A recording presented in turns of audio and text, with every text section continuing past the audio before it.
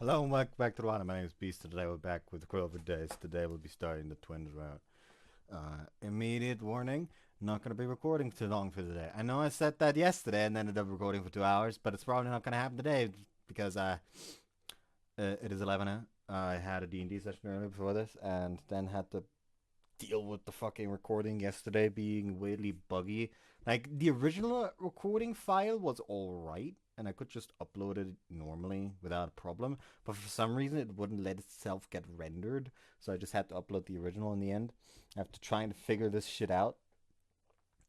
And I have to get up early to take my medicine. Had to this past week. So yeah, I also have to get up early tomorrow to call with people because no job.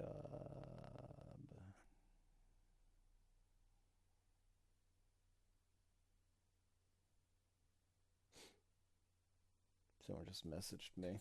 What do you want from me?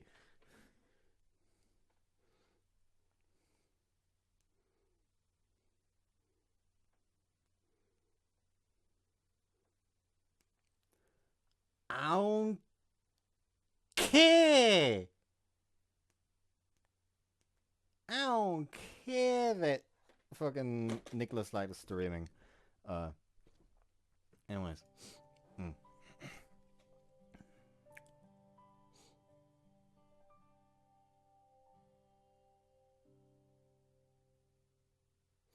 Started reading another manga. Which I mean, I've completely caught up with it already. So, yeah, there's that. It is called. Where is it? Unnamed Memory. The entire plot is that this prince of a country, and his father, in fact, had been cursed that any woman that lays with them and would bear an heir dies. To get and essentially his father and him were cursed after he was already born. And so he essentially goes to, and it was done by one of the 5 witches that exist in this world, namely the Witch of Silence. So, in an attempt to fix this, they decided to go to the tower of the Witch of the Moon, which is said to be the strongest one. And essentially, the prince just fucking climbs the tower on his own, essentially. Like, sure, he had like one fucking servant with him, but the servant wasn't fighting.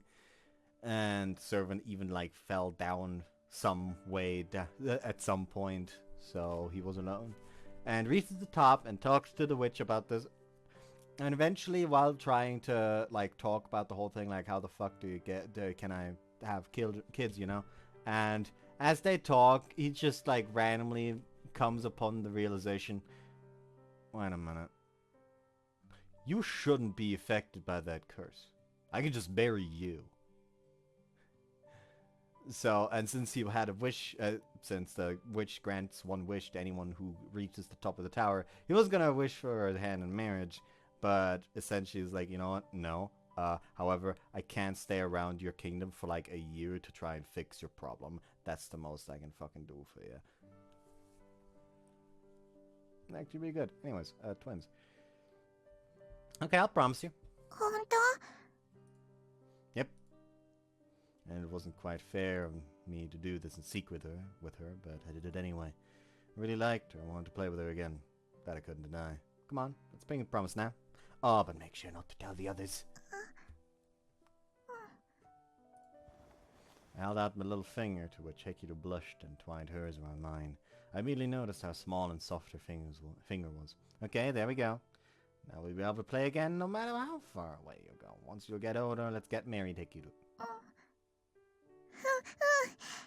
ありがとう、ユウ。Smiled, and Hekiru abruptly embraced me. ユウ。ユウ。 She broke character. That's Hikaru. What's this for? いいの。嬉しいからハグするの。 Okay. I wasn't sure why she was hugging me. A sign of gratitude, perhaps. But not the orphanage will often do that. ユウ、大好き。 That is absolutely Hikaru. This was my first time seeing her actually smile. For some reason my heart was pounding. I didn't know what this feeling was, but it just wouldn't stop. どうしたの？お顔真っ赤だよ。 Huh? Oh, it's nothing. She peered at me through her eyelashes, which caused me to avert my gaze. Just the sight of her face caused my heart to start beating like crazy again. I couldn't seem to understand what was wrong with me. もう Or not. 二人だけ仲良くしてずるい。 You just confused me. You saw all of that? 見てた。二人だけずるい。私も言うと約束する。将来は三人で結婚する。 All three of us? Yeah, that definitely be more fun. Realizing it was unfair that I only did it with Hekiru, I exchanged a pinky promise with Hikaru too. それだと意味ないのに。 Hekiru folded her arms crossly. Apparently she'd meant for this promise to only be between the two of us. The day after I made that secret promise with Hekiru and Hikaru, we held a farewell party for them at our house. That allowed us all to say our goodbyes and cry. ヘキルちゃん、本当に行っちゃうですか？パパと一緒に海の向こうで絵を描くの。そうですか。なら仕方ないですね。なんや、寂しくなるな。帰ってきたらまた一緒に遊ぼうね。またツバメと一緒にムンムンする。二人とも私との決着がついてないんだから、すぐに帰ってくるのよ。いい？それはどうかな。父さんに聞かないとわからないよ。何よそれ。帰ってこいったら帰ってくるの。出ないと。泉、泣いてるの？ Oh, we can go back to skipping now. A few days passed after that, and life returned to normal. But that normal didn't include Hekiru and Hikaru. It was normal, but not normal. While we were moping around, a day passed and a week, and before we knew it, it had already been a month. Eventually, we stopped going to our secret base because it would only remind us of them. But unlike the others, I did not cry. Why? 坊ちゃま、お手紙が届きましたよ。Because we could still communicate with each other via letters. I had no reason to be sad.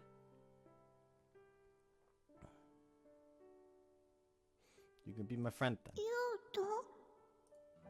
Yep. Would that make you feel better? いいの？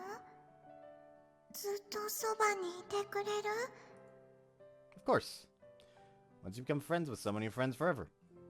So whenever you feel sad and alone, just remember that you have me. お友達になる。これでユウと一緒。ずっとお友達。 I could still recall the warm sensation of her hand from back then. We would maintain that bond no matter how many years passed. I firmly believed it. Ugh, it's getting so hot out. Sizzling rays of sunlight streamed in through the window. I held up the white envelope in front of it so I could see through.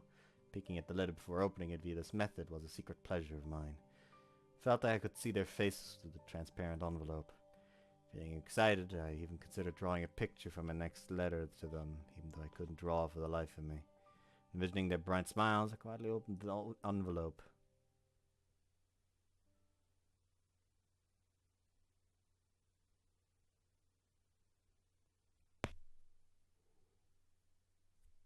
Actually, who's gonna have their weird poem thing for them? And it's the weekend following the opening ceremony, and I'm at the local church near the park. We attend mass together as a family every Sunday. Oh, we can skip again.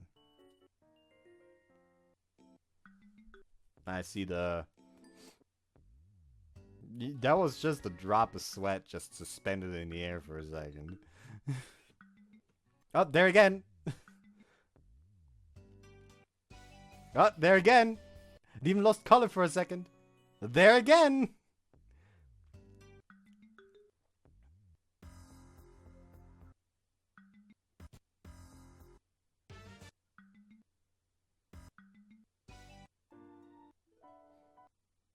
That was again for a second, but I missed it. Notice it too late. Well. Nah, it's not necessarily true. Even Von's hadn't asked me. To be frank, I wanted to see Hekiru smiling again as much as she did.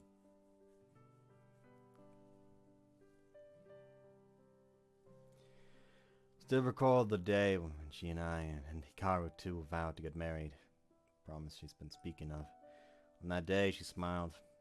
She smiled again on her last day when we promised to meet again.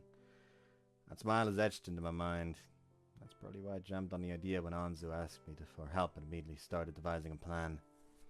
I want to see Hekiru smiling again. さようですか。とのことですが、ご感想は?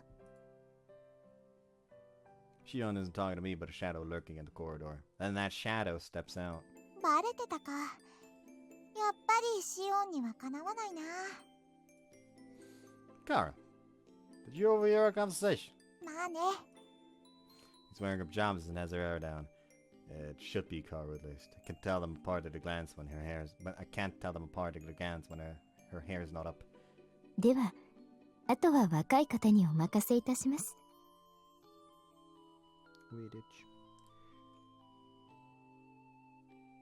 あ、おやすみ。それと、君も十分若いよ。Oh, these are lines we've already seen again. Well, it's not like an answer will come to me if I think hard enough. I sigh quietly, not wanting to wake Trakichi, who's sleeping next to me, and stare up at the ceiling. After that, I tried asking myself what sort of relationship I wanted with Hekiru, but I just couldn't sort out my feelings. Well, I'm in no hurry. Kaoru gave me time since she knew an answer wouldn't come overnight. So I just slowly and carefully tried to assess my feelings and find an answer.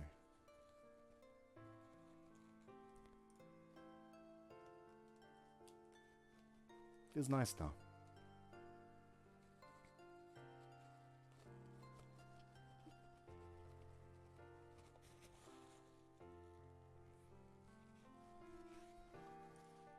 I mean, Hikaru loved me, Hekiru loved me, and Hikaru being as considerate as she is. I'm very grateful for both of them. I was shocked when she suddenly asked me to marry her, but I do like her quite a bit. そう。悪い気はしないの。Yep, we were reunited after 10 years apart, and now we're friends again. Marriage talk can come later. 置いちゃうの？ Hekiru, why are you here? やばいな。What? Wait, hold up. What happened to Torakichi? 床に転がってたから庭に捨てた。No, he was clearly sleeping here. And he was never here, and it was Hekiru all along. なかなか眠らないから困った。眠ったら既成事実捏造できたのに。Don't tell me Asura and Godi you into doing this! 今日は誰にも言われてない。私がしたくてしに来た。Do what? お付き合いを前提にしたセックス。Hold up! But that's wrong on so many levels!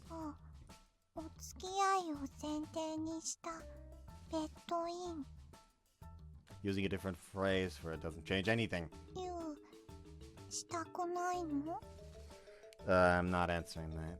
セックスするともっと仲良くなれるってリンが言ってた。Damn it, what is that moment's problem? 私のこと嫌い？ No, I do like you, Hekiru. Ah, fine, I'm just gonna let it all out. Listen, Hekiru, I only see you as a friend right now. そうなの？ Yes. I hate to say this, but the whole marriage thing, it's too sudden. And I'm in no way prepared to make that sort of decision right now. So to be honest, can't give you an answer right away. そう。ならセックスは？ It's probably not something we should do. 一人上手？ I know the only love right now is right here. I hate it. No one better take that out of fucking context.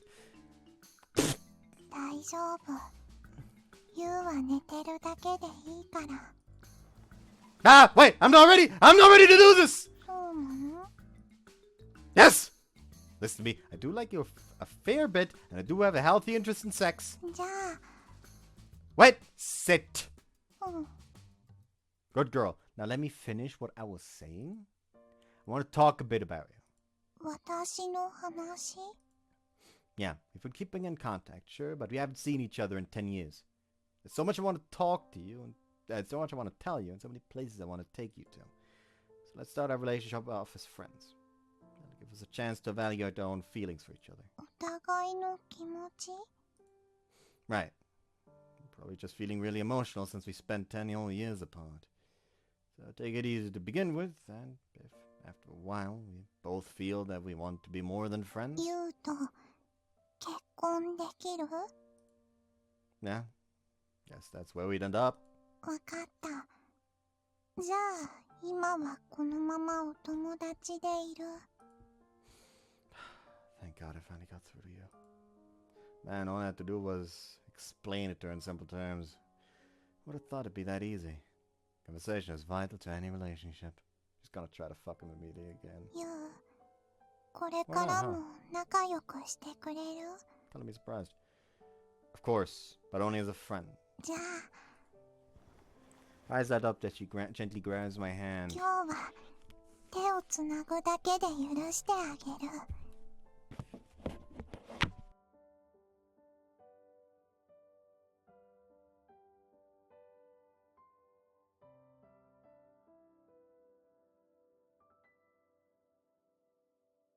I don't know why, but him saying you will just has big ass, oh will you now vibes to me right now. うん。手で合体したい。 Okay, we're stopping this right now. ダメ？ Pleaded to be with those puppy dog guys. What are you even holding my hand? It's just outright cheating. Her hand's pale white, soft, and very smooth. There's nothing like holding my sister's hands. Alright, but just for tonight, okay? うん。ありがとう。 She nods and snuggles up even closer to me and then nuzzles my hand against her cheek. ユウ、あったかい。 Hekiru? ユウ、 Calls my name and I call hers as we gaze into each other's eyes. Her beautiful eyelashes quivering. I could feel her hot breath against my skin. やっぱりここにいたのか。 Ah, Hikaru! 光る目、これからがいいところ。何が目だ。かわいいな、この野郎。そんなことより帰るよ。ユウも困ってるじゃないか。 I'm not really. ああ、今日は多めに見てやるから困っとけ。 Okay. さあ、行くよ。またね、ユウ。今度続きしよう。 Yeah, maybe next time. Hikaru grabs Hekiru by the scuff of the neck, but she smiles happily as her sister drags her out of the room. Yeah, that was close. If her sister hadn't turned up, I might have actually kissed her in the heat of the moment. I should sleep! I cover myself with my blanket to force myself to sleep as the stress builds and my imagination starts to run wild. However, when I close my eyes, I see Hekiru's face. The harder I try to sleep, the more frustrated I get. In the end, I didn't sleep a wink that night.「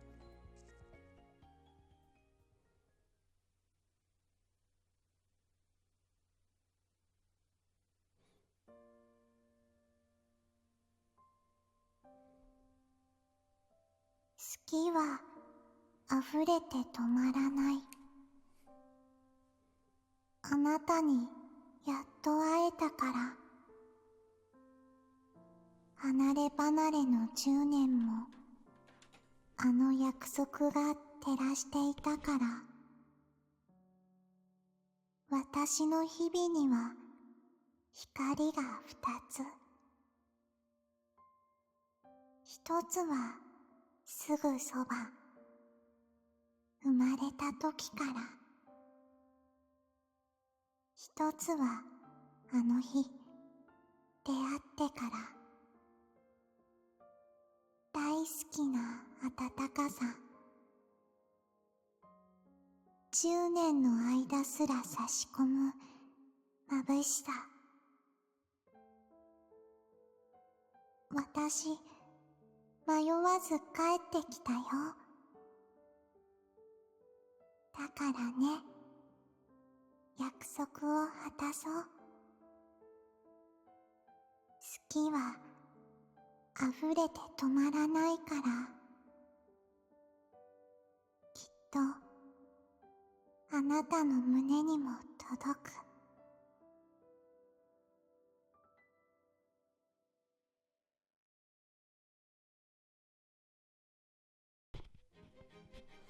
Bottled up emotions? No. Keep your promises. Start Hekiru Nikaru's route. There's one thing, plain and simple, that I did do. Hold on. What the fuck's happening all of a sudden? I wasn't expecting the loading to take so long. I was just gonna fucking go and do dailies.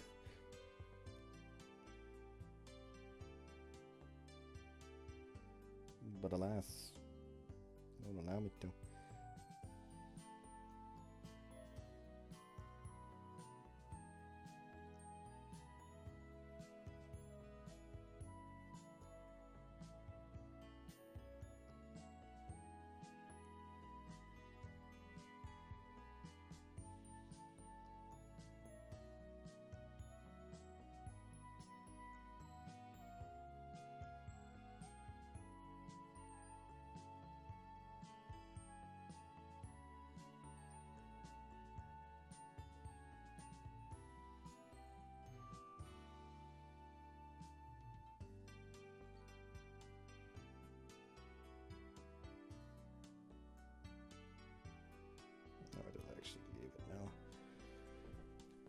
There's one. I already read that.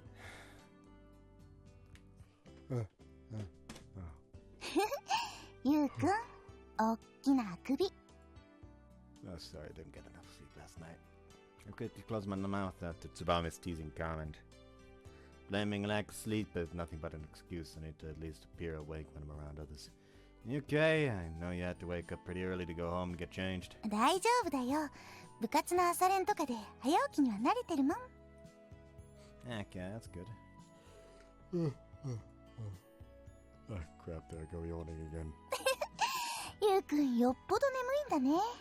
昨日はそんなに遅くまでお兄ちゃんと盛り上がってたんだ。Man, that can't be true. Didn't you find him in the garden this morning? I completely forgot to go retrieve him last night. そうだった。わい、なんで庭におるん？ワープ？わい、なんかに目覚めてもうたん？って大喜びだったもんね。The conversation ends without me having to explain why he was out there in the first place. Thank goodness Torakichi is the way he is. And then again, even though everyone knew that they'd have to go home early in the morning the next day because of school, they all stayed the night at our house without a second thought. I like to think that a 10-year-old friendship is what fosters this kind of relationship. ということは、ゆうくん、一人で盛り上がって励んどったってことなん？ What? I was having a sentimental moment and she was thinking about that? I was not! Why would I do that while all you guys were spending the night? What kind of person do you take me as? いややわ。私たちの寝顔を思い浮かべながらなんて。ほんまゆうくん、エッチなんやから。Please, Tsubame, listen to me. 何の話？よくわかんないけど、私も混ぜなさいよ。Woohoo! The last person that wanted in on this has entered the fray! Now how will the tides of this battle turn?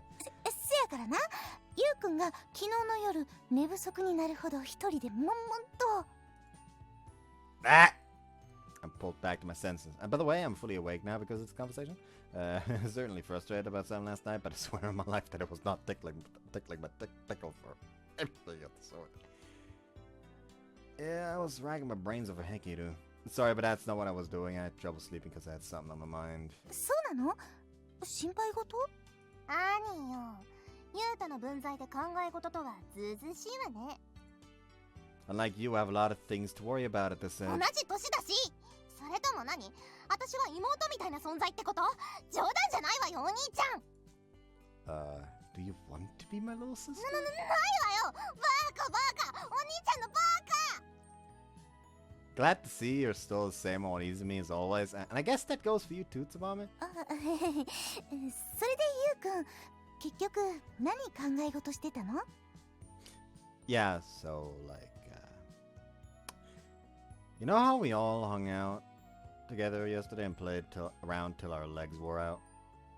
And now that Hekiru and Hikaru are back, it really feels like we're back to how things were 10 years ago.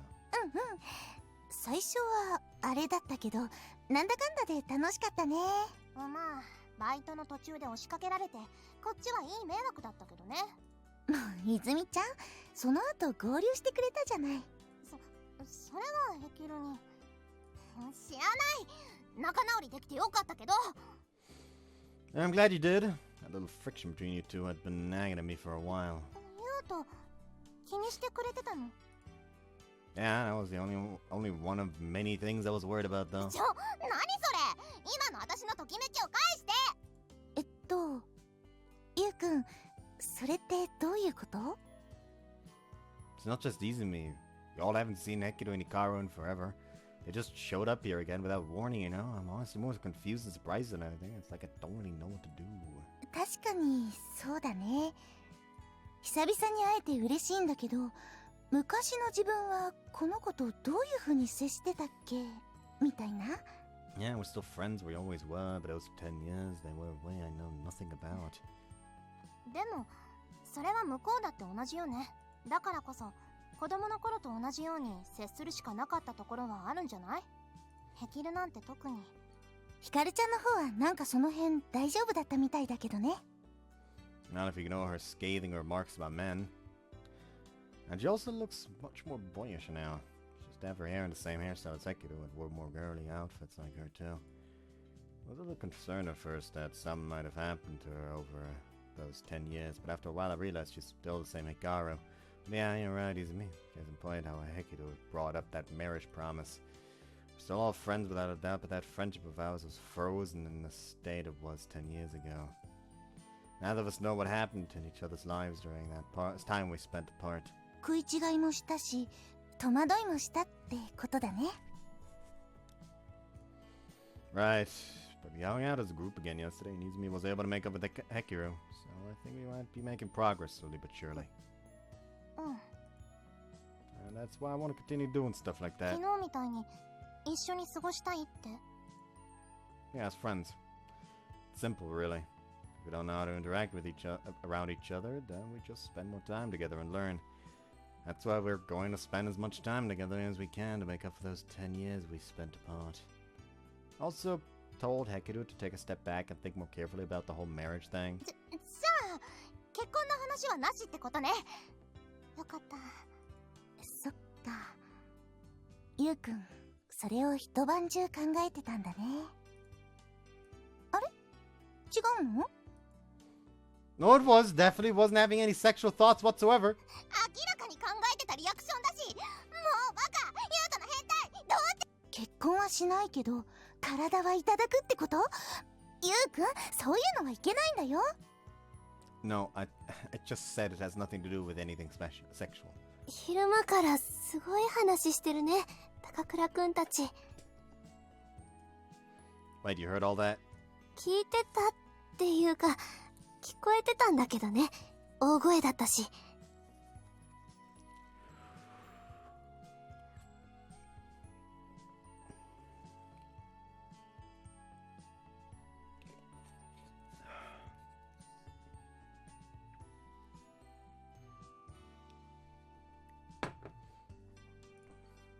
My bad.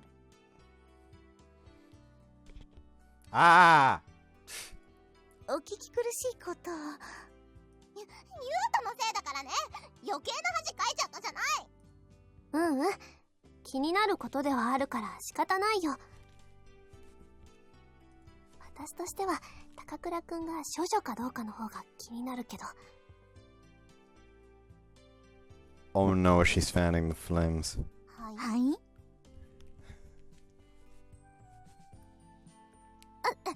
聞こえてた。なんでもないよ。それはこっちも。みずほとの間にもなんだか得体の知れない溝を感じる。Part of me feels like it's a subject we don't want to touch upon, just a gut feeling. At any rate, my virginity is still intact, and that's very related to why I got little to no sleep last night. Moving on. Realizing the need to get off this topic ASAP, I pull out my phone and begin composing a text message. To Hekiru, of course. As they say, there's no time like the present. Do you want to have lunch together? We can meet up at the passageway outside we met at last time. I sent a text and everything, but once the time comes, she's nowhere in sight! It's been about 10 minutes since lunch break began, and I've been waiting here the entire time. Hekiru hasn't shown up yet, so I'm just standing here all by my lonesome. And actually, all things considered, I never did get a reply to my message. And I've come to this belated realization my efforts seem to be very much in vain. Got ahead of myself. But I didn't know Hekiru should at least tell me something, yes or no. Wait, did she actually know how to send text message from her phone? We've both been busy since we exchanged numbers, so this is actually the first time. And I've noted before, and as I've noted before, she can't be fairly absent-minded. If it rang and she didn't know why, there's the possibility that she ignored it and didn't read it. I can see that happening. What do I do in that case? Screw it, I'll just go find her. And Squeaker's options, I decide to go to her classroom. This whole ordeal really speaks to our relationship. I then quickly go to the first year's floor, where I spent all of my time last year. It was my first time stepping foot here as an upperclassman. Also told me to drop by and visit every now and then, so it's kind of awkward coming here without a specific reason. Actually, aren't she and Hekiru in the same class? I could have just tried calling Anzu. Well, not that it matters since I'm already here. Excuse me! やっぱり全然ダメです。まあそうだろうね。仕方がないことだよ。諦めるといい。って言うじゃないか。珍しいな、1年の教室を訪ねてくるなんて。まあどうだっていいけどね。訪ねてきているのは僕も同じだし。そっちのお目当ては可愛い妹かい？それとも。Yeah, I came here to ask Hekiru something. Wait. What am I looking at? She has a pillow. Right now, Hekiru seems to be in a blissful state of hibernation, which is fine in and of itself. But she has a pillow. She's actually resting her head on a pillow. どうもこうも。ヘキルちゃん、今日はずっとこんなで。What? All day as in since this morning? はい。授業中も休み時間も。Did you not get any sleep either last night? That doesn't seem like a simple case of that. I don't remember her sleeping a lot when we were younger, and she always had trouble getting up in the mornings. 基本的に絵を描いてる時と僕と遊んでる時以外は寝てる子だからね、ヘキルは。I think that's a sickness? 今朝はマイ枕を持って出てたから、まあこうなってるだろうとは思ってたよ。What do you mean? Don't just let her do that! People don't bring pillows with them to school! いや、むしろ先週はよく持っていかなかったものだと思う。海外の学校でもヘキルはずっとこの調子だったからね。Here's the thing, I would fucking, I would say something about this, but then again, I did the exact same thing during English classes. 机に直に突っ伏して眠るのは彼女の趣味には合わないんだよ。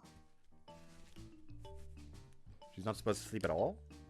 I think I'm missing a point here, just a little bit! 日本に帰ってきて1週間、生活リズムを取り戻してきたってことなんだろうね。僕としては嬉しい限りだ。This business is usual for her, I guess. Well, at least unlike me, she doesn't seem to be suffering from lack of sleep last night. Wait, have the teachers not gotten on her case about sleeping during class? それは、はい。ですけど、最終的にはみんな諦めの境地に。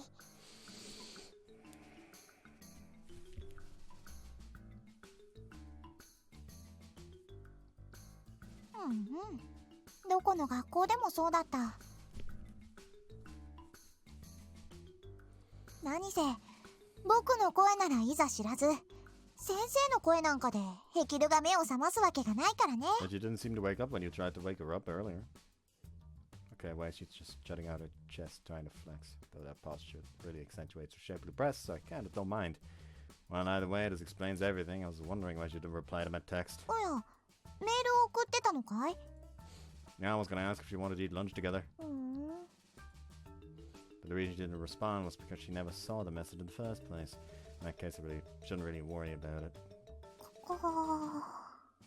Should we really just leave it like this, though? はい、私もお昼くらいは食べておいた方がいいって思うんですけど、でもいくら呼んでも全然起きてくれなくて、ヘキルちゃん、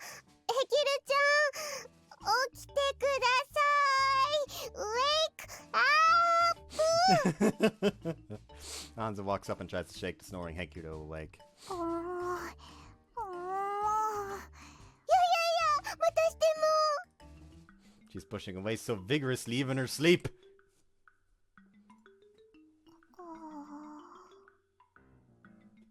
というわけなのです、隊長。 Not to worry, Miss Hanzo. You've done well. She's been sleeping all morning. You're a brave girl. だから無駄だって。言った通り、ヘキルは僕じゃなきゃ起きない。 And you shall wake her up, Hikaru. 何を言ってるんだい。この状態だとヘキルの愛らしい寝顔が見放題なんだぞ。ほら見たまえ。まるで天使のように愛らしい寝顔だ。起こすことなんてできやしないよ。それは確かに、見てるだけで胸がほわーってなって、上のまぶたと下のまぶたが仲良しこよしになってきそうですけど。 She's really sleeping in the closet with a pillow. This angel is a daredevil, that's for sure. She does look cute while she's sleeping though. Anyway, I think we should at least wake her up and pay it. She should at least wake up and pay attention for the rest of her classes. いやいや、そういえば兄さん、一つ思い出しました。前にヘキルちゃんがうちに泊まった時は、確か兄さんの声に反応してませんでしたか？ How'd you mention that?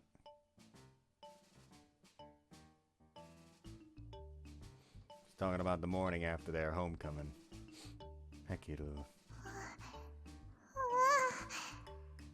I tried copying Hikaru's voice back then and it elicited a pretty adorable reaction out of her.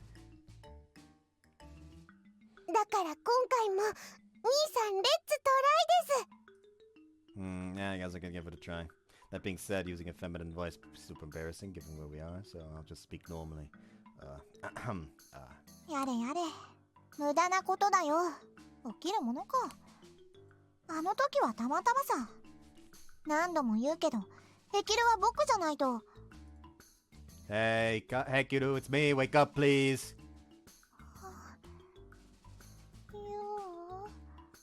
そんなバ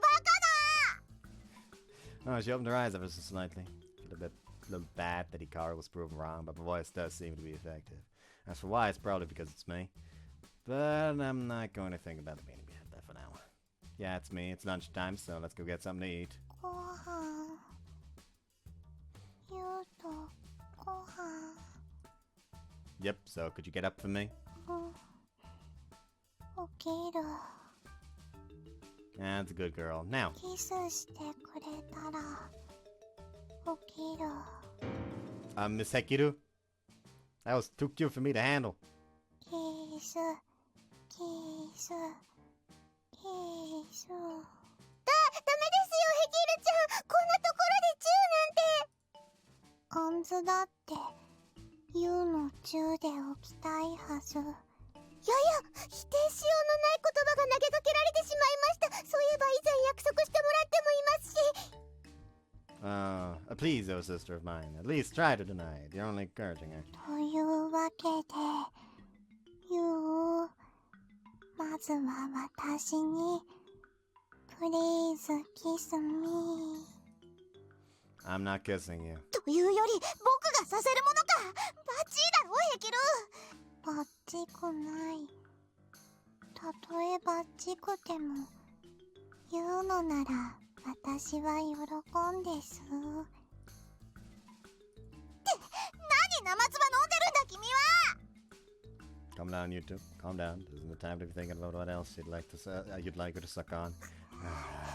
男ってのはこれだから。よー。 No means no! もうどうして。 Don't you remember what we discussed yesterday? We're going to be starting out as friends. した。 I just seems to acknowledge it well enough. And friends do not kiss each other on the lips. そうなの？ No! そうなんだ。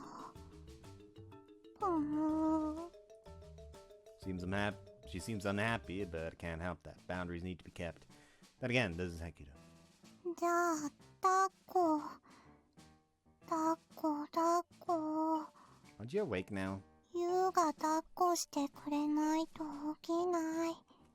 あんまり僕を困らせないでくれ、ヘキル。ほら、耳たぶならいくらでもハミハミしてあげるから。 What kind of things you two normally do together? してないぞ。だが、ユウには負けていられない。 Just chill out, please! 私はよく兄さんに抱っこしてもらってますよ。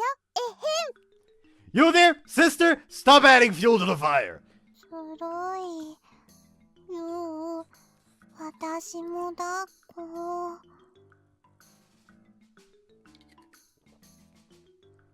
Oh, for crying out loud!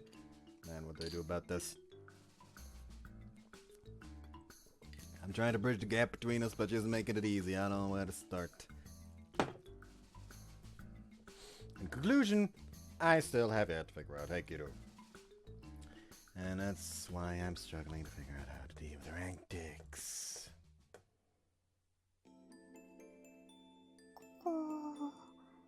Great, she fell asleep again. We did eventually succeed in waking her up. She closed her eyes again the moment we reached the roof terrace. Man, she just does whatever she wants, whenever she wants. 君は愚かだな、ユウ。それがいいんじゃないか。周囲とは違う時間に生きている。まるで人間社会に紛れ込んだ妖精のようだよ。それでこそ僕のヘキルだ。 Didn't you call her an angel just a second ago? 一緒だよ。要は蒸気を逸して愛らしくてたまらないと言ってるんだ。 As girls love her sisters, something else. I mean, I love my sisters a lot too, but I wouldn't put them on display this presently. At least I'd like to think I wouldn't. My own sweet little sister Anzu didn't come with us, by the way. She made plans to eat with my other sweet little sister, Anari. Meaning that right now it's just me and the Kagami twins. Hekiru, however, is fast asleep. So, this is a rare opportunity. ヘキルの寝顔をめでるのにかい？仕方ない。特別だぞ。その代わり、ノーフォトだ。I was talking about something else entirely. Could I get your opinion on something, Hekiru? Hikaru, it's important. 僕にかい？ Yeah, you'd say you understand Hekiru better than anyone, wouldn't you? それはまあね。僕は彼女の半身だ。いいだろう。答えられる範囲で答えてあげるよ。当然のことながら、ブラのサイズなどのいやらしい質問は却下だが。 As much as I'd love to know that, we're not at a stage in our relationship where I can ask that just yet. 早い？それはどういう意味だい？男ってやつは、そういうことばっかり知りたがるものだと思ってたけど。You don't have to think about it too deeply or anything. I'm just saying it'd be inappropriate right now. So, remember how you came to my room last night to retrieve Hekiru? ヘキルの可憐な唇が、危うく君に奪われそうになってた時のことだね。She was the one trying to kiss me. I'm completely innocent, alright? わかったわかった。で、 Kara's moodiness can be troubling to deal with at times, but I'm glad the conversation's moving forward. With that in mind, I figured I'd ask for her opinion on this current predicament of mine. Hekiru and I were talking before you came in, and we agreed that we'd start off as just friends. But to be perfectly honest, I'm having trouble figuring out how to interact around her. 結婚を前提にお付き合いをするんじゃないのかい？ We really don't know each other well enough, though, so that'd be way too hasty. 僕らはみんな幼馴染同士だが。 Yeah, we were, but Hekiru and I haven't seen each other in 10 years. People can change a whole lot over such a long period of time. So I think it's only right that I got to know the new Hekiru first before taking things anywhere. なるほどね。しかし、君にはどうにもヘキルがつかめず、だから僕に意見を聞きたいわけか。People changing so drastically in 10 years, like we've got a fucking prime example right here. Out of the entire cast of childhood friends, she's the one that changed the most. 彼女がどういう人間か、少しでも理解したくて。Pretty much, yeah. 君に10年会ってなかったのは、僕も一緒なんだけどな。I know. But you and Hekiru aren't quite the same. Personality being the obvious example, but I'm also able to hold normal conversations with her. Hekiru, on the other hand, befuddles me every time I try interacting with her. まあね。その通り。ヘキルと僕はまるで違う。互いが互いの半身なのは間違いない。けどね、僕らは鏡合わせの双子なんだ。She then begins elaborating. うり二つに見えるかもしれない。だけどね、実のところ、何もかもが逆なんだ。例えば、ヘキルは右利きだ。しかし僕は逆。つむじの向きも逆。そのせいで髪の癖も逆。いわゆるミラーツインというやつさ。Oh. だからね、彼女は僕にないものも全て持っている。絵の才能なんかがその代表例さ。けど、そんなものだけに限らない。率直さ、素直さ、透き通った感性。彼女は決して囚われない。天才なんだよ。文字通りに、あらゆる意味で。She speaks almost indifferently about her sister's greatness. I find myself unable to look away from that expression on her face. 君が戸惑うのも無理はないよ。人間はみんな成長するにつれていろんなものにとらわれる。そういうものさ。わかるだろう？ I nod. Everyone grows out of their childhood phases eventually. けどね、彼女にはそれがないんだ。生まれたままの素直さで、あるがままに生きている。君や、僕とは逆でね。だから言う。君も素直に接してみるといいよ。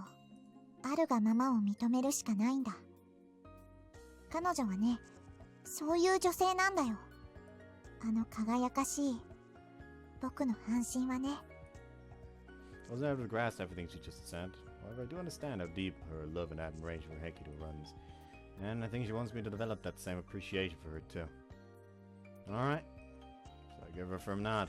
Thanks, I'll try my best. どうせ無駄に終わるだろうけどね。That night. なるほど。10年の溝を埋めるために、まずはお互い理解し合おうってことですね。Decided to disclose my conversation with Hekiru yesterday to my sisters. Yeah, and I was thinking we should probably spend as much time together as we can for that. いいことだと思います。ヘキルちゃんもきっと喜ぶと思いますよ。I know she'll be too pleased about starting off as friends. そんなことありませんよ。兄さんの思いはきっと通じます。 Anzu readily accepted and agreed with my proposal. 頑張ってください、兄さん。私応援してますよ。Aw, thanks, you're so cute, Anzu. ヤッフー、なでなでしてもらいました。And he's supporting me solely too. I'm filled with nothing but gratitude. Without a doubt, it's because Hekiru is such a close friend of hers. What do you think, Andri? お互いの理解を深め合うのは、アンリもいいことだって思いますよね。それはまあ、そうですけど。Does it rub you the wrong way or something? いえ、なんと言いますか。私たちは10年、ユウトさんと一緒に暮らしてきました。だから、その年月を埋めてあげたいというユウトさんの気持ちは、非常によくわかりますけど、ユウトさんの誠実さなんだと、わかりはしますけど、ユウトさんがそういう態度を取ることで、ヘキルさんの、予売のような突飛な行動も減るだろうと思いますけど。アンリ、ひょっとして機嫌が悪いんですか？悪くありません。優斗さんの気が済むまでヘキルさんと一緒にいればいいんです。 She's definitely in a bad mood. Even if it logically makes sense to her, her emotions don't want her to agree to it. If you don't want me to, Anri, then I won't. そ Oh no, Hekiru's just a friend to me. I do still want to get to know her a little better. ですから優斗さんの気が済むようにすればいいと言ってるんです。私にとってもヘキルさんはお友達ですし、だからいいことだと思いますし。もうとにかく私にも反対する理由はありません。お話は以上ですね。アンズ、お部屋に戻りますよ。いやいやいや、引っ張らないでくださいよ。 You watch with an awkward smile as Anri drags away Anzu. I guess all I can really do is try to get them to be understanding about it. I promptly leave the living room and head back to my own room. Oh, I know. Struck by a sudden idea, I open up my desk drawer. I take out a bunch of old letters. A week ago, I finally took the time to compile them. I've never actually reread these, so now would be a good time. It's been so long that I'm dying to see what's in them. After I'm tired of stringing the binds them all together, I open a random bunch and read through them. ゆう、お元気ですか？私はあんまり元気じゃありません。でも、お手紙を書いたら、ゆうが返事をくれると思うと、それだけで少し元気になってきます。この間のお手紙では、悩み事に答えてくれてありがとう。おかげで絵は無事に完成しました。あんなに筆が進まなかったのに不思議です。ゆうにもそういう悩みがあるって知って驚いています。でもゆうはきっと大丈夫。私も頑張って絵を描きます。ゆうもお勉強頑張ってください。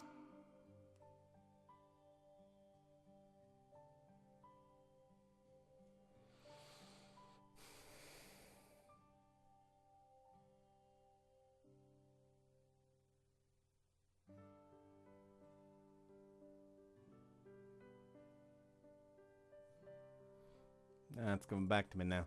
Hekiru and I would confide in each other about various struggles we were going through. For it was mainly art. While she was slowly but surely making her name known as a painter, it didn't come without its fair share of hardships and slumps. Meanwhile, in my case, I had a lot of trivial anxieties that were weighing on me. I wrote to her about my issues from being adopted and having to succeed the family. These were things that I couldn't up to my friends and my sisters or friends about. That was almost certainly because of that distance separating us. True enough, we did remain friends and we kept in touch. But during that time, we never saw each other face to face. On the other hand, we weren't able to convey those things to each other that are conveyed non-verbally through face-to-face interaction. We weren't able to spend our daily lives around one another. Our communication was strictly limited to what we wrote in those letters. I wasn't able to know what she was thinking or what she was feeling. Actually, it feels like that's the way things are now, too. ゆうのことを考えながらこれを書いています。ゆうもお返事を書くとき、私のことを考えてくれてると思うと、離れていてもつながってるんだって嬉しくなります。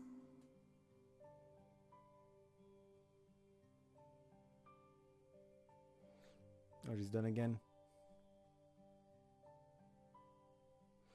I didn't catch on with back then, but reading this over again, I can tell, I can feel it. Affection for me pours out of every word in every one of these letters.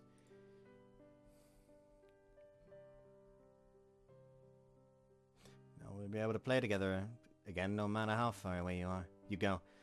Once we get older, let's get married, Hekiru. ありがとう、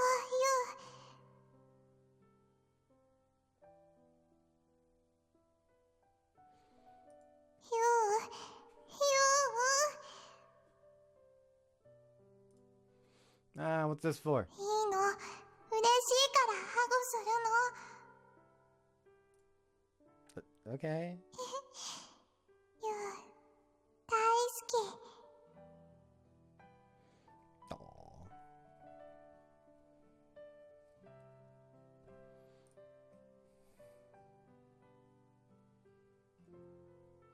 She said it plainly to me from the very start. Back then I was too young to fully understand what it meant.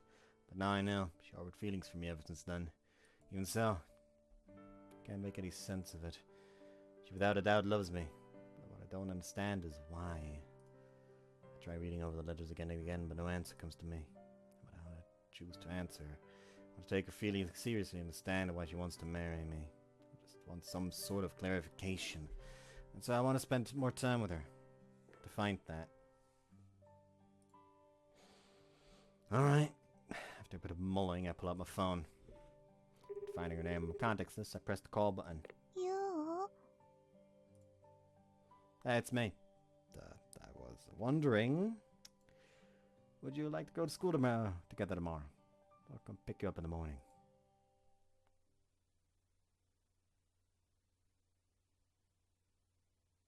That's kind of wasteful. Clover days. ユウ。 Alright. This has way too much fucking stamina. Jesus Christ, this takes ages to do the dailies for. What the fuck's happening? Someone help me.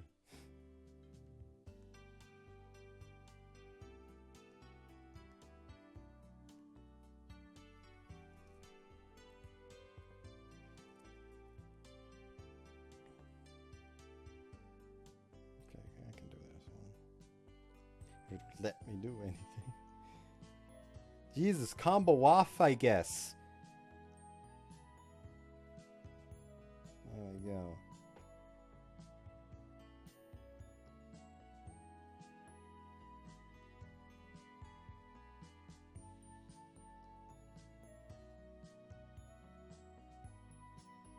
Alright, enough of that. Put it away. Put it away. Hey there, Hekiru. Hello to you. With a smile, I wave to Hekiru, who's standing slightly on her tiptoes. Going to school together may seem relatively simple, but we'll make progress through baby steps like these. 少し遠回りになるというのにご苦労なことだね。あ、ヒカルちゃんもおはようございます。おはよう。君たちも一緒だったのか。私たちもヘキルちゃんとヒカルちゃんに会いたかったですし、それにアンリが絶対にこうするべきだって。おう。普段と違う通学路を通るわけですから、ユウトさんが道に迷う恐れもあるかと思いまして。それは心配しすぎだと思いますけど。そうでしょうか。Andri glowers at Hekiru dubiously. She's still on her tiptoes, eyes transfixed on me. ユウ。What's up, Hekiru? もぎゅー。やっぱりShe just glumped me the second we made eye contact. But Hekiru? 嬉しい。ユウが迎えに来てくれた。だから、キュー。 Oh, she hugs harder and presses her body against me. The soft, squishy feeling, the sweet feminine scent. I'm about to stray off the path of a righteous schoolboy. ヘキルさん、離れて。ヒカルさんも手伝ってください。ヘキル、ここは日本だよ。異性の友達同士では普通ハグはしないんだ。The two of them managed to pry Hekiru off me, avoiding any further complications. Oh, that was close. Really wasn't expecting that. 何が危なかったんですか？ Please, don't ask that question. Oni-chan's very embarrassed right now. タケノコが育つところだった。そういえば今シーズン。Yes, it is spring, but my little bamboo shoot is ripe all year long. That's exactly why excessive physical contact is dangerous. Anyway, Hikaru's right. Friends shouldn't be hugging. それじゃあ嬉しいのはどうすれば。 Just smile, that tells me all I need to know. にっこり Yeah, that's perfect. 顔が疲れた。 Do you literally never smile or frown or anything? Such an oddball.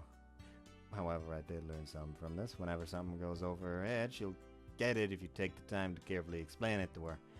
So this is what I should continue doing. Well, is everyone ready to go? 行く。ユウと一緒に行く。 Yep. いやいやいや、置いてかないでください。私も一緒ですよ。 Alright, let's all get moving. にぎやか。にっこり。 Just like that. 危惧してた通りでしたね。ご一緒して正解でした。なるほどね。君は二人の行き過ぎた接触を抑止するべく、ユウと行動を共にしたというわけか。I think the sibling protection alliance is about to be fucking formed here. 何か問題が？いや、ない。というより、非常に理解できる。僕も二人のさっきのような接触は好まざるところだ。ヘキルの率直さは愛すべきものだけど、女の子はもっと慎みを持つべきものだと僕は思う。なるほど。確かにヒカルさんはそういうタイプのようです。でしたら私たちは協力し合えるかもしれませんね。同感だ。協力も役割分担もできる。思えば私たちは妹同士。つまりそういうことなのでしょう。今後ともよろしくと。ではひとまず学校では僕が、私が屋敷。順当でしょう。こっくり。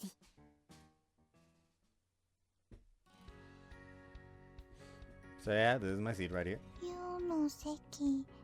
Get away from those corners. And when lunchtime rolled around, I invited Hekiru to come to my classroom. Lunch is our longest break period, so I'd be stupid to pass up the opportunity. Also, I need to make up for what happened during lunch 座 yesterday. ってみてもいい？ Sure. ならヘキル、ほら、除菌ウェットティッシュ。これで念入りに隅から隅まで拭いてからにした方がいい。Kinda feels like you're insulting me? Needless to say, Hikaru's here too. Even though they're in a classroom for upperclassmen, they're acting so at home that you'd think it was their own. 男は汚いものなんだからしょうがない。ヘキルの可憐なお尻を君で怪我させてたまるもんか。Oh, please, you sometimes act even more like a horn dog than most boys. Glaring daggers at all the boys who are ogling and whispering, because two very beautiful girl visitors we have isn't helping. He's hell-bent on this misandry thing. Honestly speaking, I turn around and look too if two good-looking girls walked in the door. というわけでヘキル、使ってくれたまえ。いい。私、ユウになら怪我されてもいい。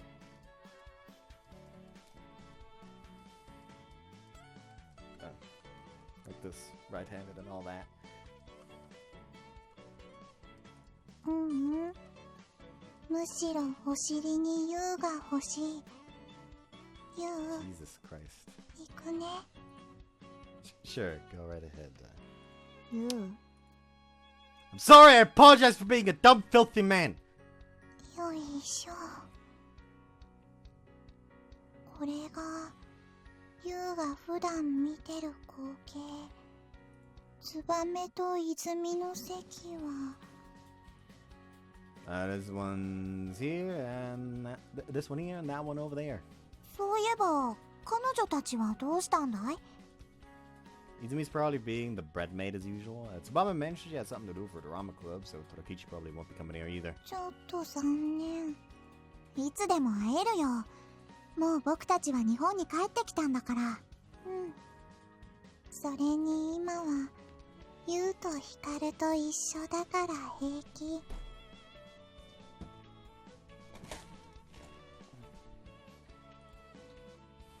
feel a little touched hearing that. That's the thing. Even though it's just trivial exchanges like this, I could crave these moments. You're free to come visit us whenever. ありがとう、ユウ。やれやれ。行ったり来たりするのは面倒なんだけどな。Well, you don't have to come if you really don't want to. そうは行くもんか。You should say that. へえ。Oh, Mizuho, sorry for all the commotion. Remembering all the gazes we are drawing right now, I raise my hand and offer an apology. 私の方もぶしつけに眺め回しちゃってごめんね。彼女たちが高倉くんたちの幼馴染のヘキルさんとヒカルさんなの？ Yep, there's a good time to introduce you all, actually. Hekiru-Route is our class leader, Sayonji Mizuho. ユウの友達？はじめまして、西園寺です。二人のお噂はかねがね。ユウの友達とは思えないくらい清楚で上品なお嬢さんじゃないか。はじめまして、僕は鏡ひかる。こっちは姉のヘキルだよ。よろしく、みずほ。He's unforgiving towards guys, but kind and courteous towards girls. おっと、僕たちは下級生なんだからこれはないね。失礼しました、西園寺先輩。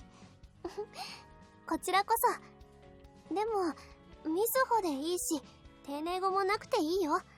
いいの？高倉くんたちにはそうでしょ？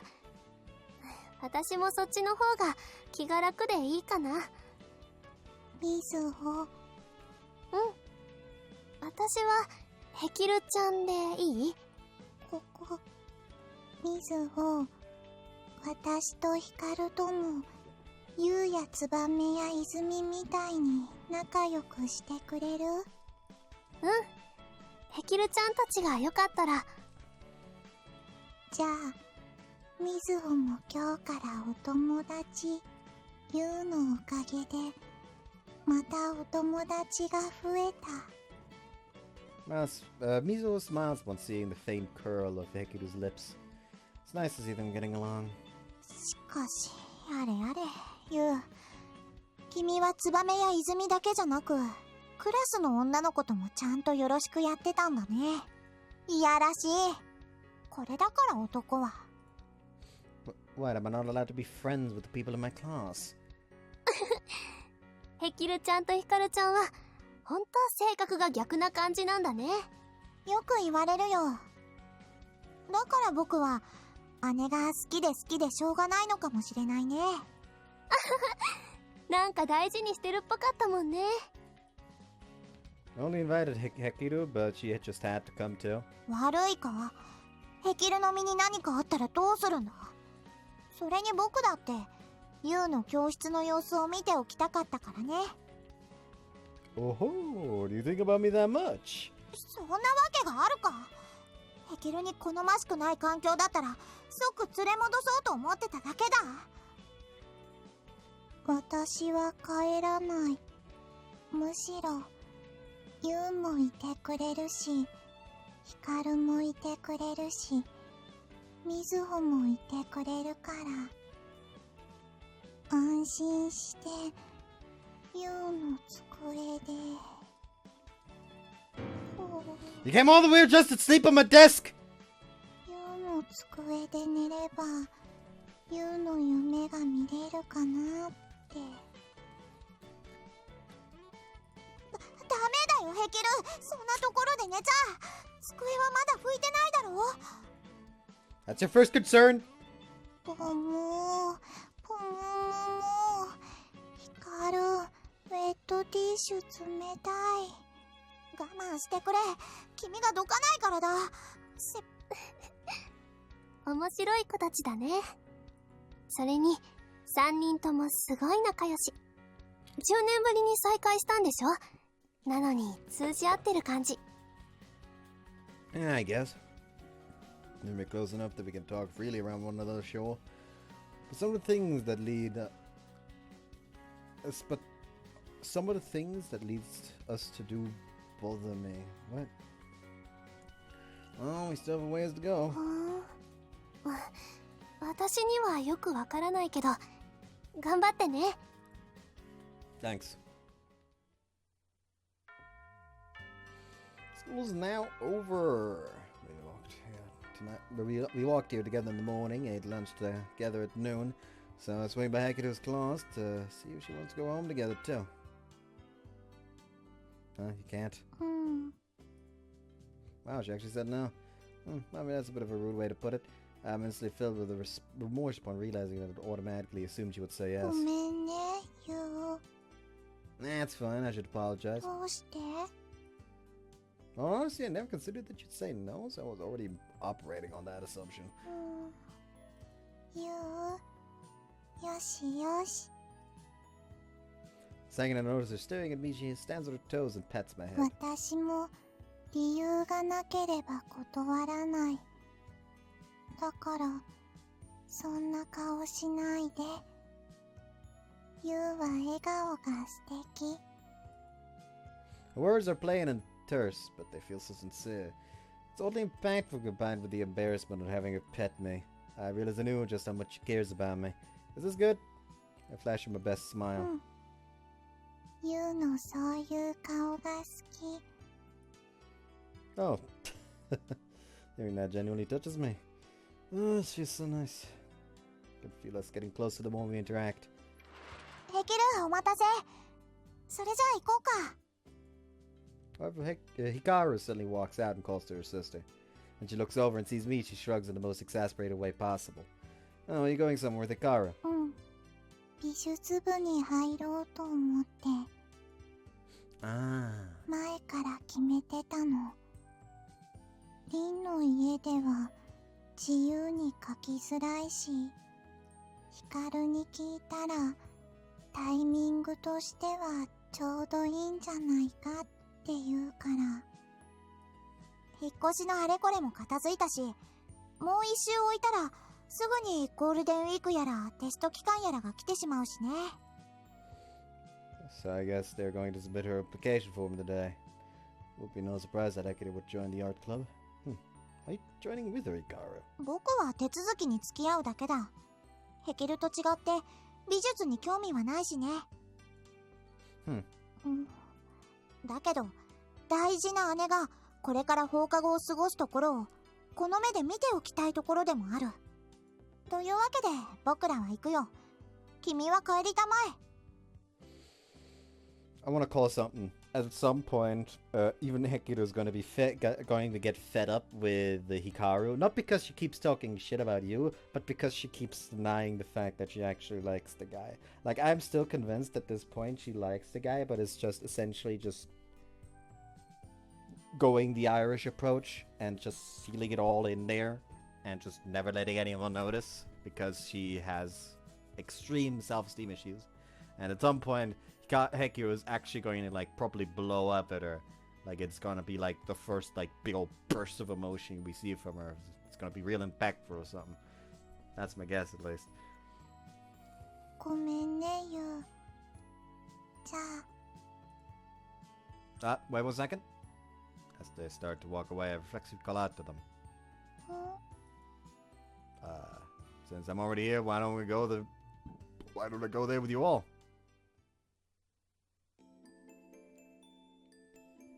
They didn't even have the form filled out yet, despite saying she was gonna join, huh? That's very like her, I have to say. ユウ、ひょっとしてそれはヘキルをバカにしてるんじゃないだろうね。 Nah, I guess I didn't word it well, but I meant it as a compliment. それならいいけどね。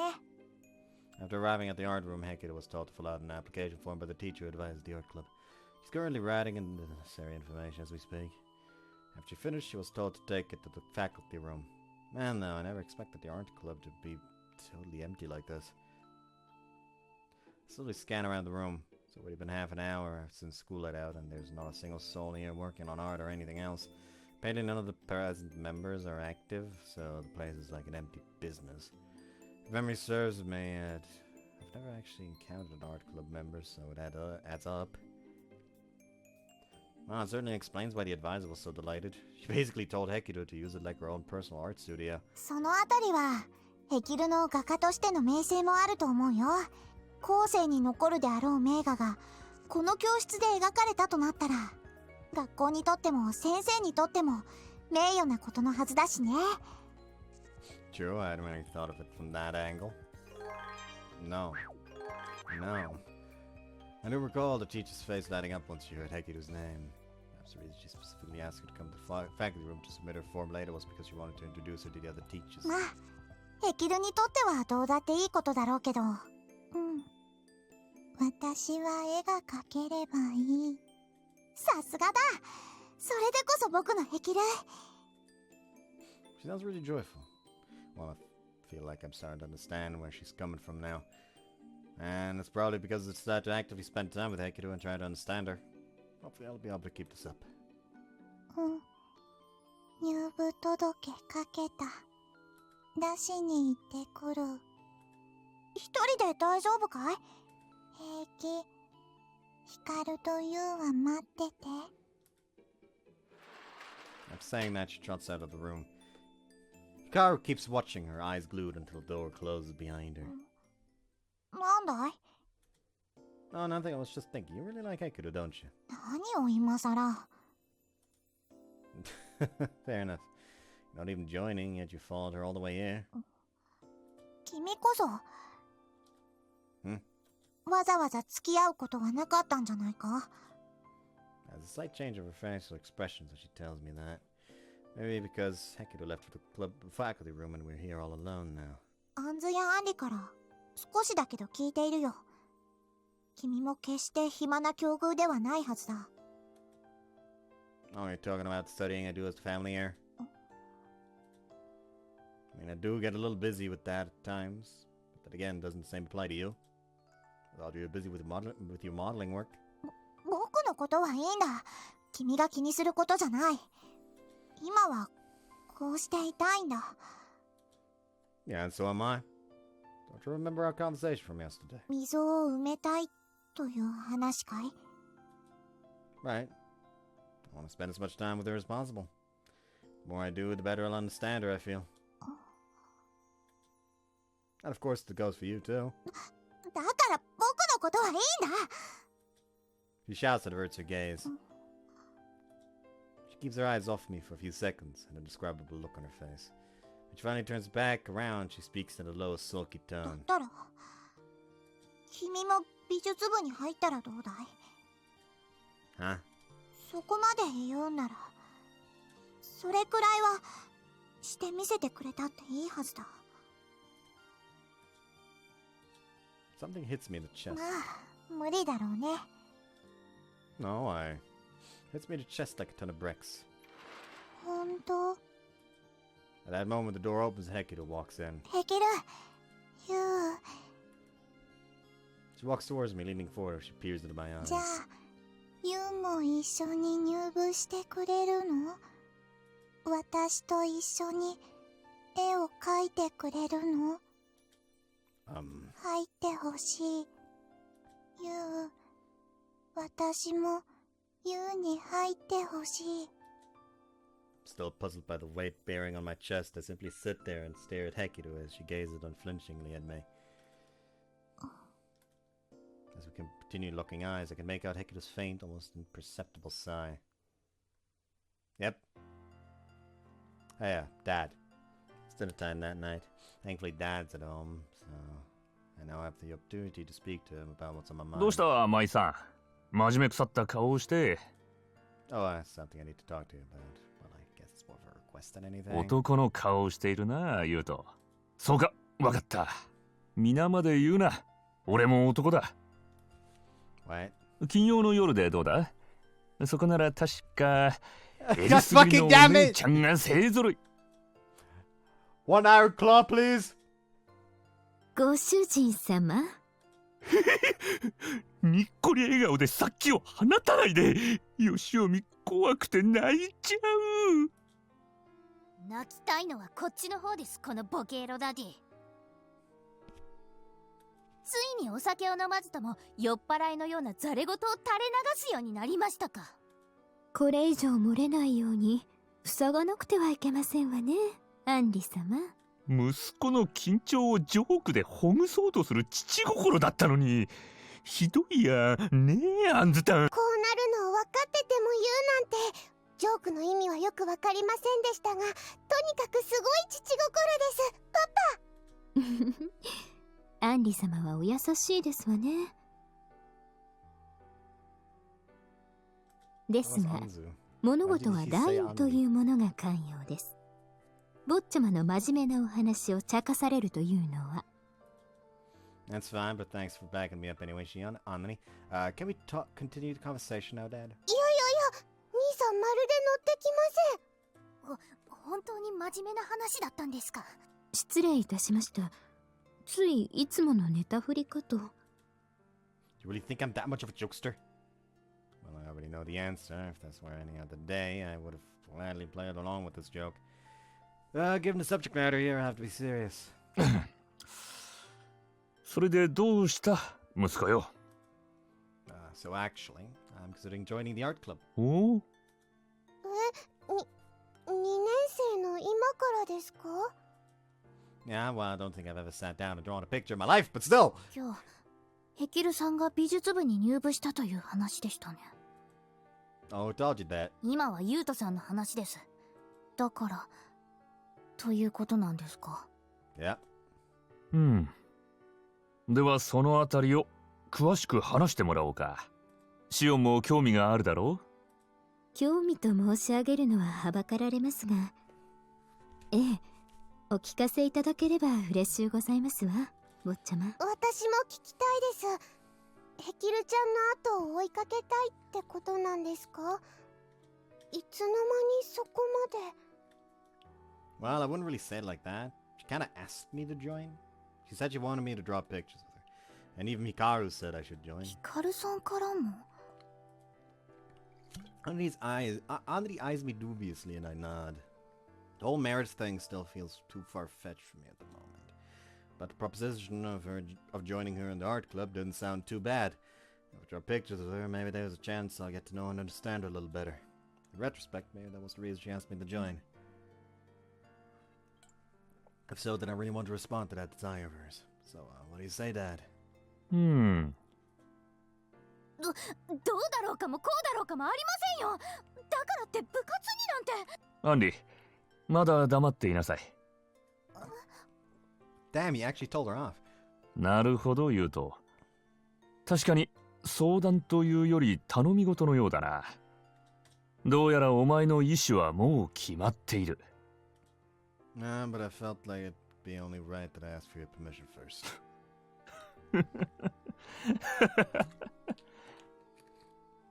いいだろう。俺は許可する。Dad! 何軽はず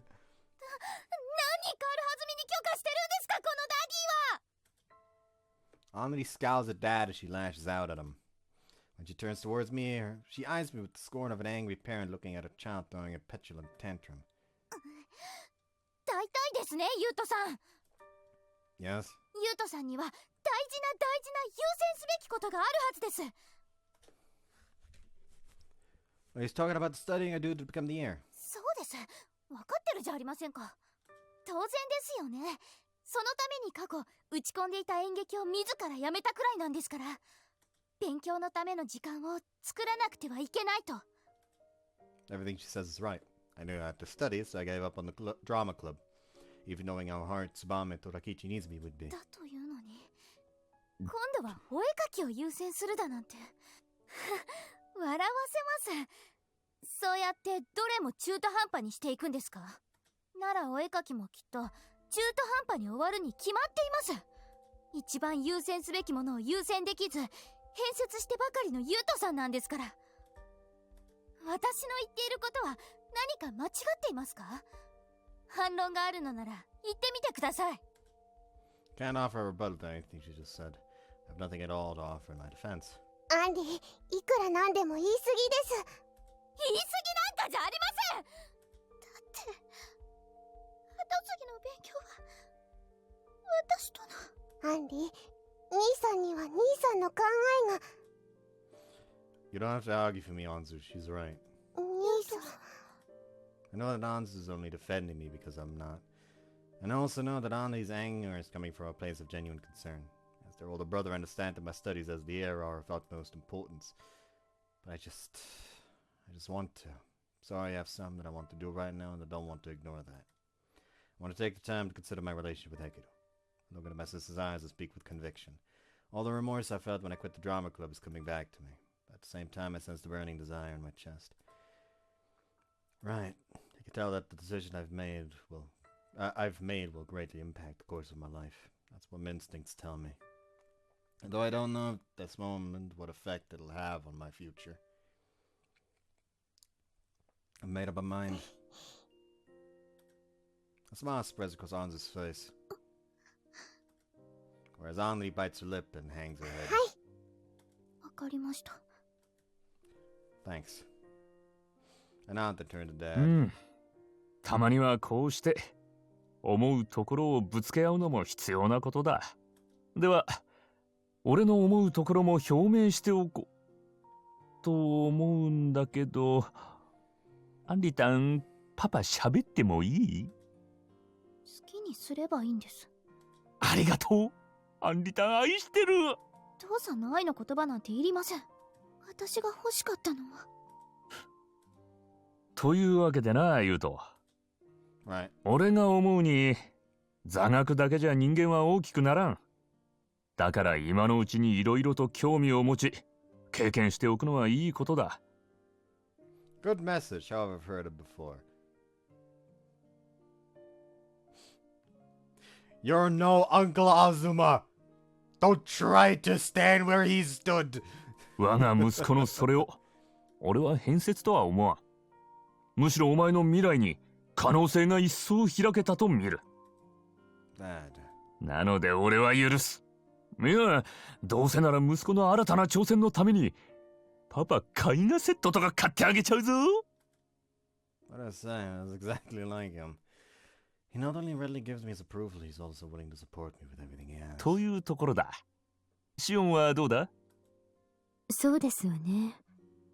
無論私の本音を申し上げれば、高倉家の跡取りである坊ちゃまには、そのための勉強に励んでいただきたいところです。うん。さすがシオンだな。ぶれないし厳しい。それでも、お友達とのお時間も大切かと存じます。ですから、決して無理強いはいたしませんわ。Gion. ですが、坊ちゃま。Yes? 先ほどアンリ様がお気にされていた通り、坊ちゃまのお時間が有限であるのもまた確か。お勉強ではなく、部活動にお時間を割かざるを得ない分、将来は苦労していただくことになりますよ。That's just the kind of response I'd expect from her. She quietly acknowledges my will, yet doesn't forego reminding me of the responsibilities on my shoulder. I think I've diligently considered that in my decision. 結構ですわ。では、私からはこれ以上何も申し上げることはございません。Thank you. Bow deeply one more time to Shion and Dad. アンリ、大丈夫です。もうよくわかりましたから。はい。兄さんはもう決めたんですよね。It is honestly funny how Anzu's the one that constantly walks up to the MC and like is trying to be all cuddly with him, while Anri is trying to act the adult. Yet in reality, Anzu is far more mature than Anri is, because Anri is the one that's actually just acting like a fucking kid, throwing a tantrum like 50% of the time. ゆうとさん、お兄ちゃんは心を決めて、だから私はきっと。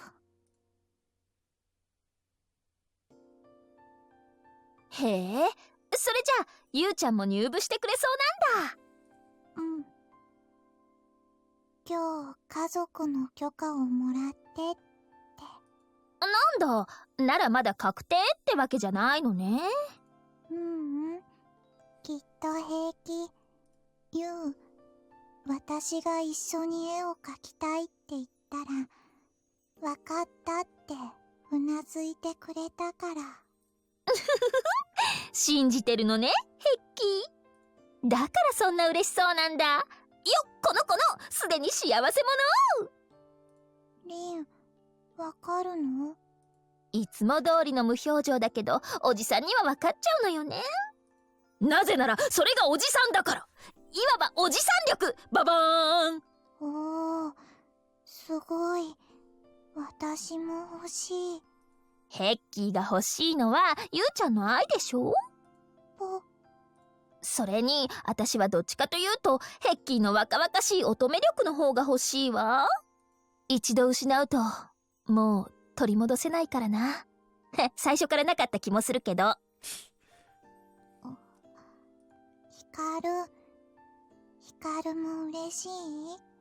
ああ、もちろんだよ。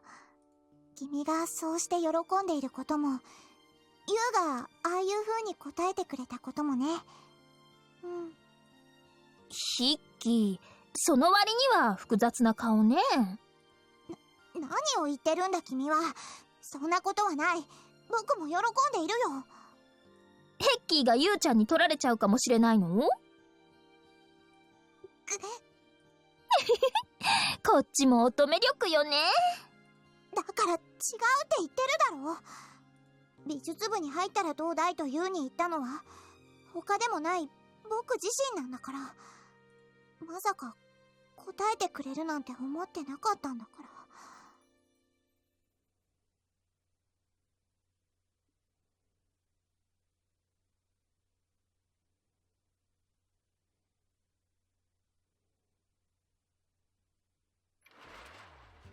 お邪魔しやーす。ってなんやユウ、何熱心に書いとん？ Recurring on the break period, thought I'd each swing spark Clover, then walks right on over to my seat. Appears at me with great curiosity as I write. Oh, don't look, it's too embarrassing. 何言うとん、ワイとユウの仲やないか。柄にもなくおぼこいこと言うとらんで、いいからトラキッちゃんに見してみなあ。Oh no! The way we fool around with each other has basically become a reflex at this point. あ、なんやこれ、入部届？ Yeah, truth is, ユウ、部活動再開するん？ユウくん、ほんま？ It's while I catch this window of our discussion rushes over. ほんまやほんま。ほれ見てみ。ほんまや。入部届。それじゃあユウくん、ひょっとしてまた演劇始めるの？何よそれ。 And now Izumi bursts in. I had a feeling this would happen when Sorokichi first spotted it. Then again, this is what I get for filling it out in the classroom for everyone to see. 聞いてないわよ、ユウと。私を差し置いて演劇部に戻るとかずるい。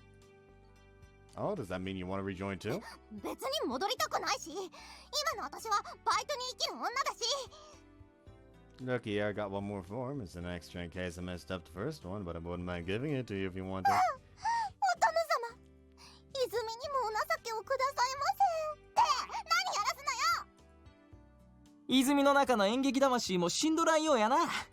泉ちゃん大胆やわ。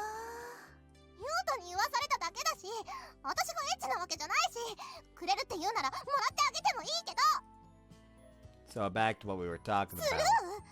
これってやり捨て？やり捨てってやつ？つばめ、ユウトが今時の若者になっちゃうんだよ。よーしよーし、泉ちゃん、犬に舐められたと思って忘れるしかないよ。それを言うなら噛まれたやろ。さらにエロくしてどないする。それでユウくん、今日から復帰なの？ワイもスルーされたで。もっとやって、そして捨てて。 If I don't get serious here, we'll stay sidetracked forever. Normally I'd be happy to play along, but I have to tell them the truth right here and now. I'm not returning to the drama club. I'm thinking of joining the art club. 美術部？それって。ははん、ネタは割れたで言う。さてはヌードデッサン目当てやな。合法的に裸を見ようっちゅう魂胆やろ。 They don't quite do anything like that, but if they did, I'd sure be down to try. いやん、エッチッチ。ほんま好きもんやな、言うわ。 I meant as a model. 書かせる方か。息子ともどもモデルたちか。Well, anyway, sorry, but I'm not coming back to the drama club. なるほどな。なんやよわからんけど、とにかくワイの勘違いやったんやな。お二人さ、そういうことみたいやけど。うん。急な話だし、今までのユウトからして美術部に入るなんて意外だけど。Yeah, I know, but I'm determined to do this. That's something I feel like I need to do. I don't know I'm talking like that. Don't fucking worry about it. ワイらとしちゃ演劇部に復帰してほしいとこやったけど、ユウがそう決めたんならしゃあないわな。ツバメもせやろ。うん、そうだね。ユウくんがそう決めたんだもん。頑張ってね、ユウくん。お互い頑張ろうね、かな。Thanks. ね、泉ちゃん。ヒルも一緒なの。美術部なんてあの子なら持ってこいだし。Yeah, she submitted her application yesterday. ユウト、絵は素人でしょ。あんまりあの子に迷惑かけるんじゃないわよ。Oh no, the most I'll do is a nude portrait of her if she asks me. 論外だし、それならいっそ私がやってあげるわよ。無理よそんなの。ユウトの前で裸になるなんて。いやー。ってことは、ワイの出番やな。I'd rather die. そう言わんと、ワイ結構ええ体しとるで。ユウは知っとるやろうけど。お兄ちゃん、また誰かに聞かれたら誤解されそうなことを。Hi, Mizuho. やっぱり二人ってそういう仲だったんだ。I'm fucking good. これは I'm just 気 way 持ちだ too わ。 fucking good. Fucking gift of prophecy. バッチリ光れとる。I smile but think to myself, they all have different thoughts on my announcement. No one raised any objections. Naturally, I feel a bit apologetic. Even I wonder why I'm doing all this.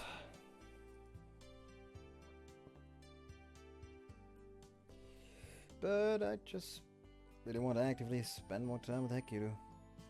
I want to know... And I don't want to know why I do. Clarify my own feelings.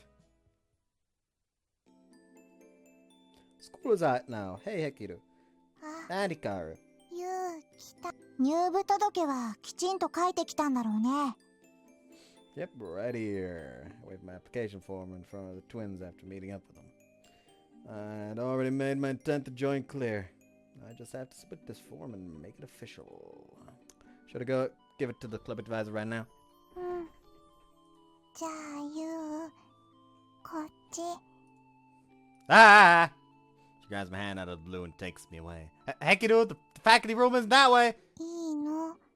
ほら、こっち。はーい、お二人様ご案内。いや、僕もいるんだけどね。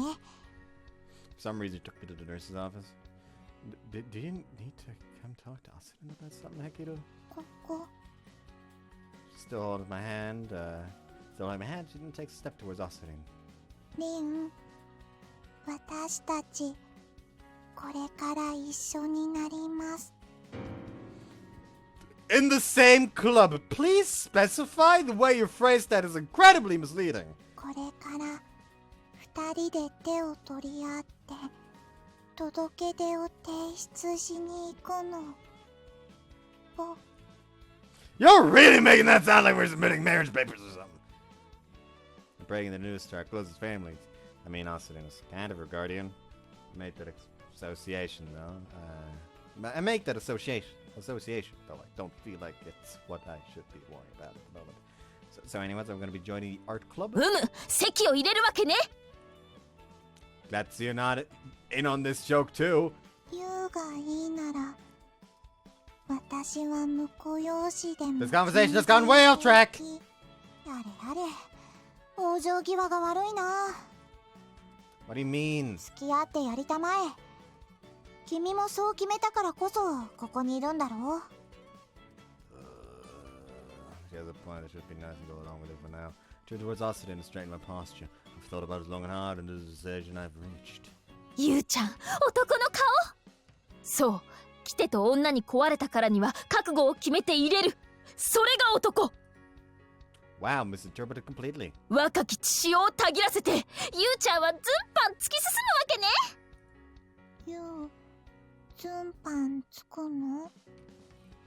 Indeed I am. Thrusting right in there. I'm thrusting right in there. リもユウもあんまりヘキルにいかがわしい単語を聞かせるな。それにユウが席を入れるのは美術部だ。ってわけで頑張ってね。おじさんはいじるだけだけど。 Thank goodness you aren't the advisor for the art club, seriously. And with that ordeal over with, I've now become an official member of the art club. It's been ages since I've last worn a smock. The club room is just as empty as it was yesterday. It's a wasteland. Even the advising teacher isn't here. So it really is like Hikaru's own personal art studio. So I need to ask her first before doing anything else. Is this right? I put on the smock like you told me. おさらい。これで多い日も安心。 Safe from what? 絵の具汚れ。Right. なんだと思ったんだ、君は。Don't ask that question. I don't want to reveal the sorry truth about the male brain. とにかくまあ、これで準備完了だね。いつでも OK。じゃあ、僕はこれで失礼するよ。Hikaru waves her hand and briskly walks to the door. Wait, are you actually leaving? I thought you were gonna stay with us. 僕は美術部員じゃない。入部届も出していないしね。部活動が始まるんなら、ここにいる道理はない。Fair enough, I guess. というわけで、僕は帰るが、いいかユウ。ヘキルと二人きりになるからって、くれぐれも間違いを起こしてくれるなよ。本当なら、ありえないんだからな。可憐なヘキルを男と二人にするなんてことは。I get it. Read my eyes subtly. I'm aware, damn it, why would I try to molest her? Why would I try to molest her or something? I didn't join the art club to commit sex crimes. I didn't, but it's an undeniable fact that Hekiru is super cute. If you're that worried, why not just stay with us? 何度も言わせるな。僕は美術部員じゃないんだ。いいかユウ、分かったな。僕のヘキルには決して手を出すんじゃないぞ。After emphasizing that, she walks out the door. ヒカルはいつも私が絵を描き始めると It's that 席を jealousy. 外すの。 How does she? I thankfully when I bumped into them in the park, Hekiru was drawing up on the observation deck. Ricardo was walking around. Is that what she did yesterday too? 先に帰った。Guess she doesn't want to get in her way. Despite all her warnings and worries and whatnot, she did leave me and Hekiru alone in here. ユウ、絵描こう。 Right, please instruct me. 優しくする。 What a man, but all jokes aside, thanks, I'm a total beginner. The advisor isn't here, so you'll probably have to teach me just about everything yourself. 一日だけとはいえ、私、先輩。ノープロブレム。むしろどんとこい。 Wow, she's so manly! Hekiru normally acts like a bit of a space case, but when she's on her home turf, she's apparently pretty reliable. Alright, let's get to painting. よろしくする。 One day later, you're hopeless. With that, and my first day at the art club began. We're sitting side by side, drawing on 2 easels placed in front of us. まずは何も気にせず、好きに描いてみればいいの。鉛筆をいろんな風に動かして。Should I try to use some to draw as a reference? いい。最初は鉛筆と仲良くなるの。どういう風にしたらどういう風になるっていろいろ遊んでみるだけで楽しい。 Okay, I'll give that a shot. What are you doing, by the way? 私は筆。 Seems to be concentrating on her own thing right now. In that case, I can draw freely without worrying about her constantly looking over at me. Oh, if hold it flat and move it, it draws a thick line. 濃さを変えていくみたいに乗ってってみて。だんだん濃くその後はだんだん薄く。 Like this. 上手。 Her lips curl into a faint smile. Seeing that makes me extraordinarily happy, so I move my pencil so I can hopefully see more of that expression. Change the angle and attempt to variate the thickness of the line. I alter the force I'm applying and attempt to feel for the lead residue left behind on the paper's grain. I've actually concentrated on what you can do with a pencil like this before. I wonder if this is how Hekiru became as good as she is. The thought of that kind of gets me excited. Hey Hekiru. Hold my breath for a moment. The sight of her, you moving her breath so seriously and precisely. When we were younger, I always thought you looked like a robot, but not now. So pretty. Oh, that's nothing. She nods and suddenly turns her attention back to her artwork. Well, I definitely didn't mean to say that out loud. That's far from the first time I've ever seen her draw. But I see her in a different light now. This can only mean one thing. Yeah. Spend the rest of the day drawing side by side with her. This was a far more serious side of Hekiru. I wondered to myself if this was how she had always drawn over these past 10 years.